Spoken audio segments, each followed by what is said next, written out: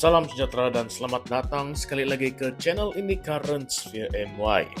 Bayangkan Anda sedang menonton sebuah drama politik penuh dengan plot twist, tikaman dari belakang dan pakatan sulit yang bocor satu demi satu. Inilah yang sedang berlaku dalam Parti Pribumi Bersatu Malaysia. Kalau sebelum ini kita dikejutkan dengan serangan terbuka Wan Saiful Wan Jan terhadap Setiausaha Agung partinya Azmin Ali, kini muncul pula rekaman audio yang dikatakan membongkar pertemuan sulit melibatkan pemimpin kanan bersatu sendiri. Dan lebih panas lagi, ia bukan sekadar soal politik dalaman, tetapi melibatkan gerakan tersusun untuk menjatuhkan sesama sendiri. Persoalannya, siapakah sebenarnya mastermind di sebalik drama ini? Dan apakah nasib bersatu selepas semua pendedahan ini? Dalam rekaman pertama yang tersebar, suara yang dikatakan milik Ketua Bersatu Puchong, Muhammad Syukur Mustafa, jelas kedengaran memberi arahan untuk menggagalkan keputusan penting parti daripada disahkan dalam Perhimpunan Agung Tahunan. Arahan itu termasuk strategi provokasi dan tindakan radikal seperti menyeludupkan rentang ataupun risalah masuk ke dalam dewan dengan cara yang cukup pelik. Bayangkan, perwakilan parti politik besar sampai kena sorokan kain rentang dalam spender semata-mata untuk sabotaj keputusan parti. Ini bukan sahaja memalukan, malah menunjukkan betapa parahnya perebutan kuasa yang sedang berlaku.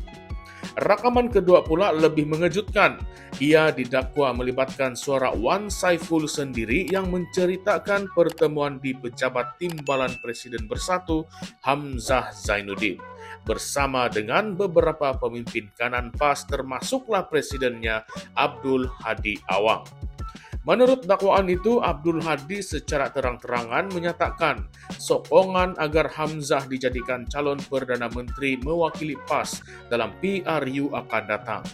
Kalaulah benar dakwaan ini, ia bukan saja mendedahkan percaturan politik antara PAS dan Bersatu, tetapi juga menimbulkan persoalan yang besar. Adakah PAS sudah menutup pintu kepada calon Perdana Menteri dari partinya sendiri dan sanggup menyerahkan nama itu kepada seorang tokoh bersatu? Namun, seperti biasa dalam politik Malaysia, apabila isu panas meletup, semua pihak yang terlibat memilih untuk berdiam diri. Malaysia kini melaporkan bahawa mereka cuba menghubungi pemimpin kanan Bersatu dan PAS termasuklah Hamzah sendiri dan juga Saifuddin Abdullah, Iqmal Hisham, Wan Faisal, Ahmad Fadli Syari dan Wan Saiful, tetapi tiada yang berani tampil memberikan sebarang respons. Hanya Taqiyuddin Hasan, Setiausaha Agung PAS, tampil memberikan jawapan dengan mengatakan parti itu tidak pernah menamakan sesiapa sebagai calon Perdana Menteri kerana fokus utama ialah memenangi PRU dahulu. Katanya lagi, ramai calon yang berpotensi dalam Perikatan Nasional. Jadi, dakwaan bahawa Abdul Hadi mahu Hamzah menjadi Perdana Menteri katanya tidak betul. Tetapi, kalau kita imbas balik sejarah, isu siapa calon Perdana Menteri sentiasa menjadi titik panas yang menggugat perpaduan blok pembangkang. Dulu, sewaktu Pakatan Rakyat dan kemudiannya Pakatan Harapan, isu siapa jadi Perdana Menteri juga menjadi puncak perpecahan dalaman. Dan sekarang Perikatan Nasional nampaknya sedang dihantui perkara yang sama. Hamzah Zainuddin sebagai calon Perdana Menteri. Bukankah sebelum ini nama Tan Sri Muhyiddin Yassin masih lagi disebut-sebut? Malah ada juga suara dalam PAS yang mahu calon mereka sendiri, mungkin dari kalangan ulama ataupun teknokrat. Jadi kalau betul rakaman ini sahih, ia mendedahkan satu lagi babak pengkhianatan politik yang bakal meletup lebih besar menjelang PRU akan datang. Tambahan pula, krisis ini berlaku hanya 2 hari selepas Wan Saiful melancarkan serangan peribadinya terhadap Azmin Ali dengan mengaitkannya dengan isu video seks. Jadi kita nampak satu corak jelas di sini. Bersatu sedang dilanda perang dalaman yang sangatlah serius. Di satu pihak, Azmin sedang ditekan dengan isu moral. Di satu pihak lagi, Hamzah Zainuddin didakwa sedang mengatur gerakan rahasia untuk mengambil alih kuasa, siap dengan sokongan PAS. Bayangkan bagaimana sebuah parti yang baru berusia tidak sampai 10 tahun sudah bergolak sebegini hebat. Kalau kita tarik balik ingatan kepada laporan-laporan sebelum ini, Bersatu memang pernah dituduh sebagai parti yang lahir daripada pengkhianatan, lahir daripada kejatuhan Pakatan Harapan 2020 melalui langkah Sheraton. Kini seolah-olah sejarah sedang berulang, tetapi kali ini pengkhianatan itu berlaku dalam rumah sendiri. Dan yang lebih menarik, PAS sebagai sekutu rapat Bersatu juga nampaknya tidak dapat lari daripada percaturan ini. Adakah ini tanda awal retaknya hubungan dalam Perikatan Nasional atau sebenarnya ini adalah strategi besar yang coba disembunyikan? Mari kita masuk kepada persoalan kontroversi. Adakah benar Hamzah sedang berusaha menggunakan PAS untuk mengukuhkan kedudukannya sebagai calon Perdana Menteri sekaligus menyingkirkan Muhyiddin dan Azmin Ali daripada equation politik Perikatan Nasional? Kalau benar, apakah PAS sanggup menggadaikan peluang untuk meletakkan calon mereka sendiri semata-mata kerana yakin Hamzah boleh membawa Perikatan Nasional ke Putrajaya? Dan kalau rakaman audio ini betul, bukankah ia bermakna wujudnya pakatan sulit di luar pengetahuan ahli-ahli akar umbi? Bayangkan, ahli biasa Bersatu yang selama ini berjuang tiba-tiba mendapati pucuk pimpinan mereka bersekongkol dalam mesyuarat rahsia untuk menentukan masa depan politik negara tanpa melibatkan mereka langsung. Adakah ini demokrasi ataupun konspirasi?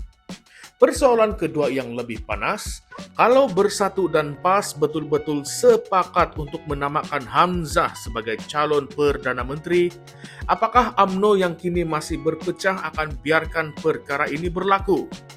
Ingat, dalam politik Malaysia, jawatan Perdana Menteri bukanlah sekadar soal parti, tetapi soal siapa yang boleh mendapat sokongan majoriti ahli parlimen.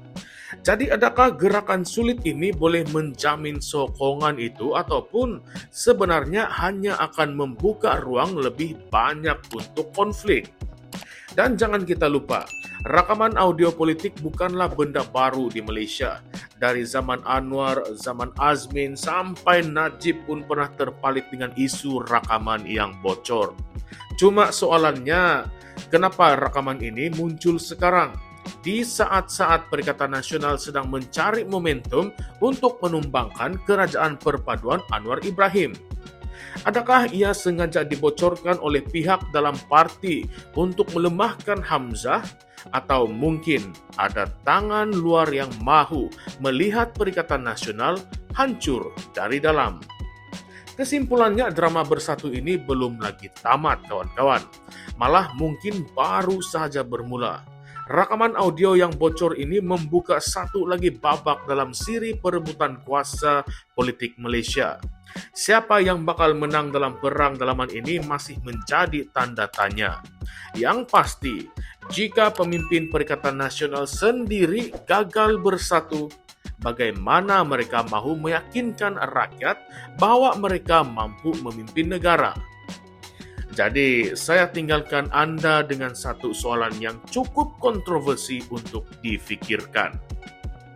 Kalau Hamzah benar-benar sedang bergerak untuk menjadi calon Perdana Menteri dengan restu PAS, adakah ini petanda Malaysia bakal menyaksikan satu lagi langkah Sheraton versi baru yang kali ini mungkin lebih dahsyat kerana ia datang dari dalam Perikatan Nasional sendiri? Kawan-kawan semua, penonton-penonton sekalian, kalau anda rasa pendedahan ini hanyalah permulaan, jangan lupa untuk kongsikan pandangan anda di ruangan komen di bawah. Adakah Hamzah pilihan yang sesuai sebagai calon Perdana Menteri Perikatan Nasional? Atau adakah ini cuma perangkap untuk menghancurkan perpaduan bersatu dan juga PAS? Apapun jawaban Anda, satu perkara jelas.